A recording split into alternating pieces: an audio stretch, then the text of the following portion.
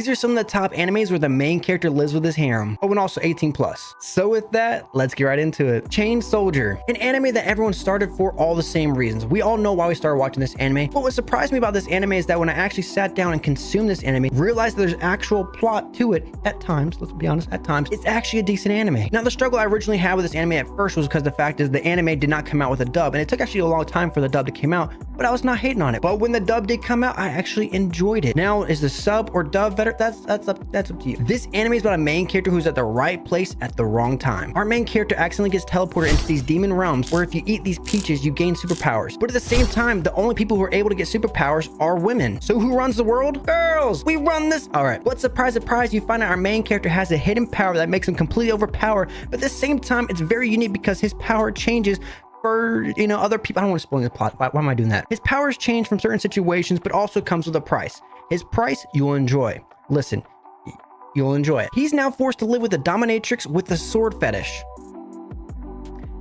I can't find a reason to complain about it, but he's forced. Plus a whole bunch of other girls who have their own course as well. But the root of this anime, the one thing that kept me going, what kept me watching, wanting more, was not the fact of the plot, because there is a lot of plot and also there is plot. It was one character in particular, the teleporter girl. I don't remember her name. I think it was like Tenka, I'm pretty sure.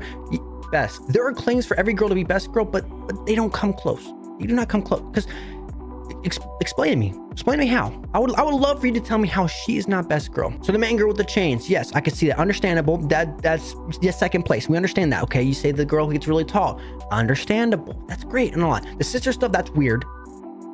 But at the same time, none of those characters kept me going with the anime. Well, actually, that's the plot. But nothing kept me going with this anime like the teleporter girl. Loved it. Great story. Kind of a backstory too. Enjoyed it.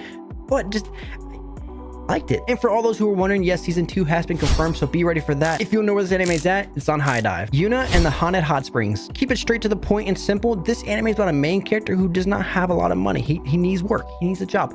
His expertise is hunting spirits. The supernatural realm is his garden, I think. So what does he do? He joins a hot springs inn, which is the best thing you could ever think about in anime. And everyone, hot spring episode or beach episode, which one's better? I don't know, but let me tell you, hot spring, good.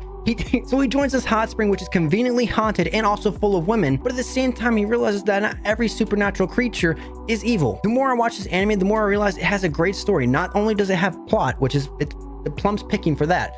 Is that right? I actually sat down and enjoyed the story. Let me tell you, the dancing scene with the bonfire, heart gone. Love it to this day. I always remember it. It's stuck in my brain, embedded, lifetime. Yeah, no rent, no charge. So after our main character finds out this hot spring is haunted and also full of women, he decides to set his sights on the one spiritual creature, the ghost that lives there, who has no memory. Her name being Yuuna, and honestly, when you watch this anime, you love the whole story between these two, but also the side characters as well. Our main character decides he wants to uncover the mystery of her death and why it happened. But of course, you can't have a great anime without some slips, some tumbles, and also help me step where I'm stuck in between the floorboards. I don't know how that was interesting. Now, for all those who are thinking about my neighbor upstairs, cultured, but kind of like that. I guarantee that when you watch this anime, those who also prefer dub, even though it's sub, you will enjoy this anime. Give it a chance. It's on Crunchyroll. Tenpuru, No One Can Live on Loneliness. This anime that I just watched recently, because the fact is I just found out that it had a dub version, actually took me through the ringer. I was not expecting to enjoy it as much as it was. The story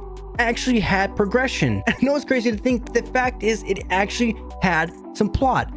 And the one thing that pissed me off about this anime was the lack of plot.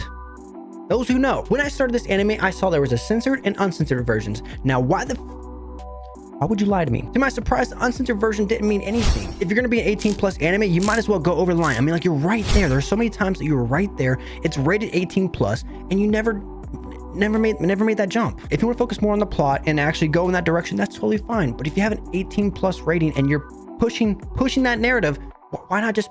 This anime is about a main character who's devoted his life to loneliness. He decides he does not want to be like his father, live in his shadow and building a harem. Our main character decides he wants to devote his life to being a monk, a peace, quietful life. What does he do? He joins a temple full of women. We all saw that coming. But the best thing about this anime, our main character has his sights on one girl in particular, the main girl herself, and she's... Nothing I can find wrong about her. Not a single thing. I mean, right when he gets there, chaos ensues. Every single person can find a reason for him not being there. And as each episode goes, they try to get rid of him through that house. And I'm pretty sure you can tell what's going to happen next. They all fall for him. But one character, one character stands out against the many. Yuzuki. The character herself was well written, the progression, how sweet, charming, you just couldn't help, you just could not help but enjoy watching every time she was on the screen. Even the side characters, you fell in love with them, not as much as Yuzuki, but you fell in love with them and enjoyed how hilarious this anime was. It honestly had me excited for a season 2. I don't know if it's coming or not, I'm not 100% sure, but if you want to know this anime is on, it's on Crunchyroll.